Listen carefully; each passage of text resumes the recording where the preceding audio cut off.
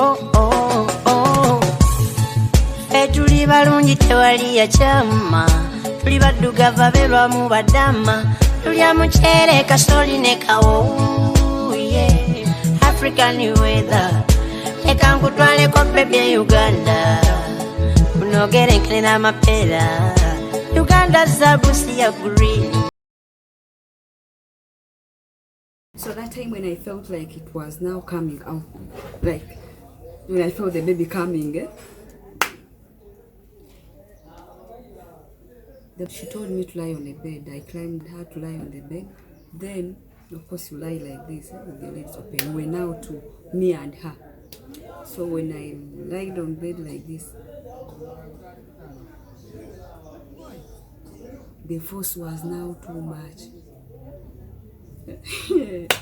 People, respect to all mothers, because that time, I don't know, the force was too much. You feel something wants to come out, you need to make it come out by pushing. If you don't push, it will. Of course, it is time has reached. You need to also put in energy to aid it to come out. So I was there like this. She told me, pushing. So time reached me. I thank God everything went on well. When it reached time for my baby to come out, I pushed normally, and it didn't give me any difficulties because my baby was very tiny. I gave birth to a very tiny kid, whereby it was only the head that was big on my baby. So in time reached for the baby to come out, immediately it reached like its time of coming out. I pushed just once. Remember, I was in pain, the labor pain was there. So when I pushed once like this, immediately it came out. I felt okay. Pain was normal. That pain of sharp back, wherever, it was no more. Immediately it just came out like this, and the baby began crying, because when I pushed and it came out just at once, it even fell in the hands of the musawe, of the nurse, because her hands were like this. So it fell in her hands. It almost fell down. She was very tiny. My kid was very tiny. It's just pushing like this. She came out, fell in the hands of them, and began crying. So I think I didn't observe that, but I think she put, after cutting the umbilical cord and wherever, she tied and pushed back. I felt some pain when they pushing back those things, the uterus and wherever, when they're pushing it back. That's when I felt some little pain. But immediately after that, I was okay. I didn't feel another pain. There was no pain again. That time I was fine. I was so energetic. Then she did all what she did to the baby, to me, everything. Then the baby was crying so much. You know, the baby comes out, the cry was too much. She held the baby, took the baby to her father. Then she came and attended to me, and she removed the dirt and whatever, put in the basin, the dirty clothes and all those that were stained with blood, put in the basin. Then I came off the bed. When I came off, it was now at 3:30 or 40 something. When I came off, like after them removing things, I went back on bed. The baby was with the father. Then I was there for some time, because I couldn't, of course, just start moving there. And then I was there for some time on the bed.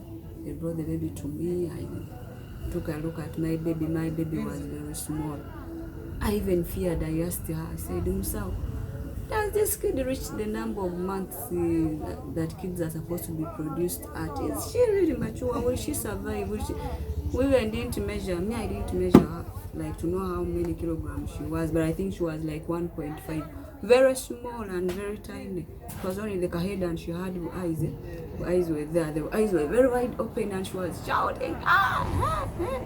So I said, no, this kid has reached her time of producing, but I think maybe you didn't take care of yourself when you're pregnant. Like you didn't eat like how a pregnant woman should eat. or whatever, like doing all those things. But this kid will survive. The kid is mature. She couldn't be crying like this. You see the eyes are open. What she comforted me and made me feel strong, like everything was okay. Then she told me, your kid is going to survive, you don't have to worry. And you're lucky that you produced a small kid, because you're in position to push normally without being cut, like to increase the area for the baby to pass. You're very lucky. You should thank God, because would have torn, like would have cut you to increase space for her to pass. But since she has come out, even if she's staying like this, she's going to become fat from out. So she comforted me. I felt okay. Then it reached 4. She told us for some few minutes. But immediately after producing, I called one of my friends whom I was working with, Micah, great friend, Bambi. I called Jackie, Micah friend. I called her, I was like, Jackie, I've given birth. Said, so you've given birth on phone. She was very surprised. At 3:30 is when I called Jackie. Immediately the kid came out.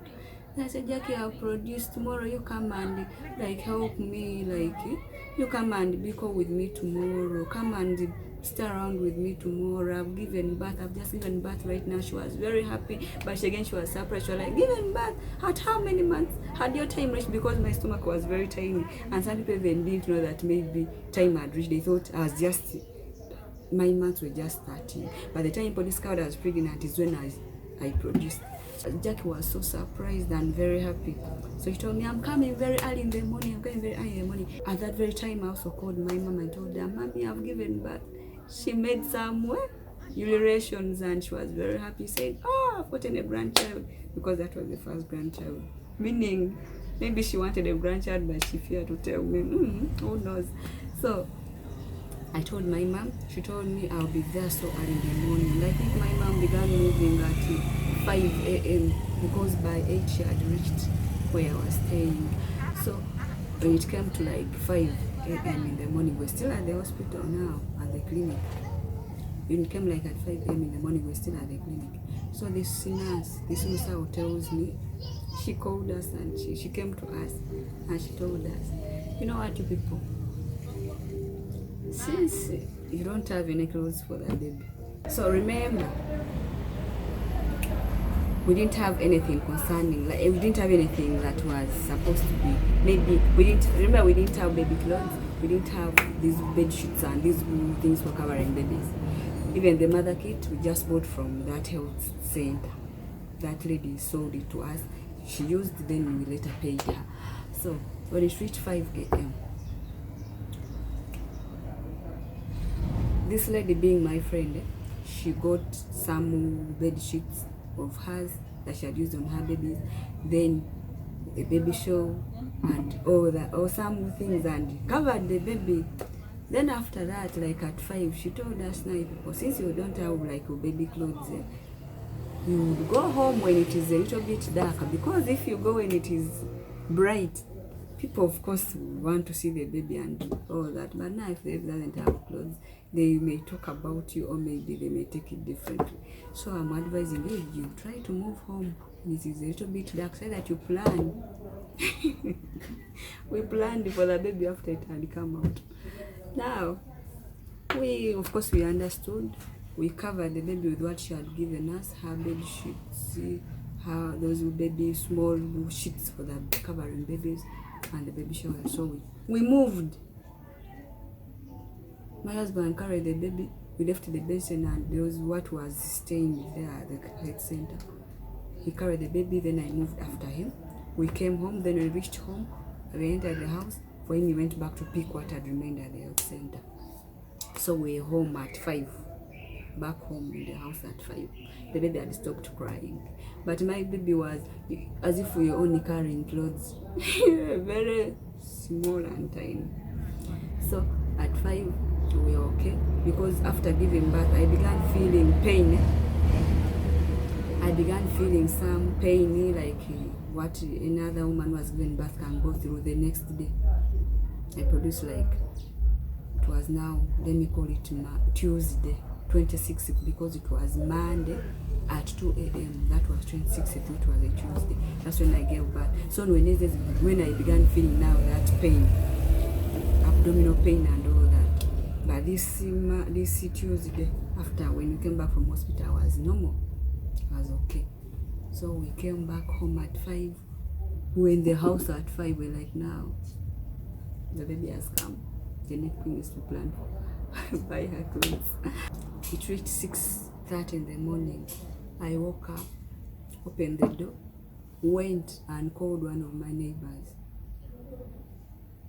a lady. I went and I said, I greeted her. Then I told her, Mama, please, I've given birth. You come and help me wash the baby. Then I gave birth at 3 a.m. We are just from hospital. She came at that time.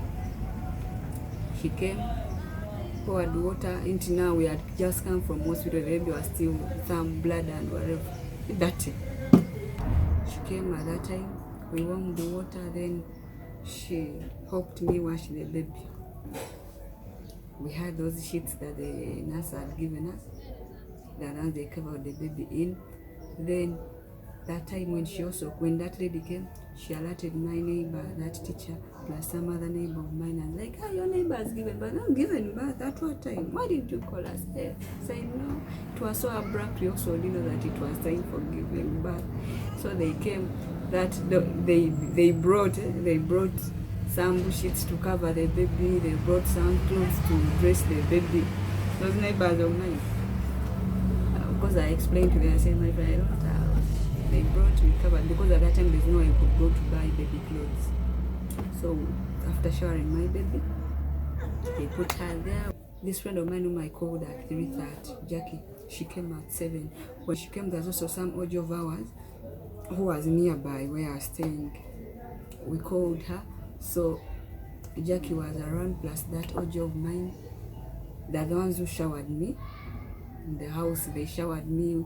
Then you warm water, squeezed, you know the things, they squeezed it for blood to come out and all that.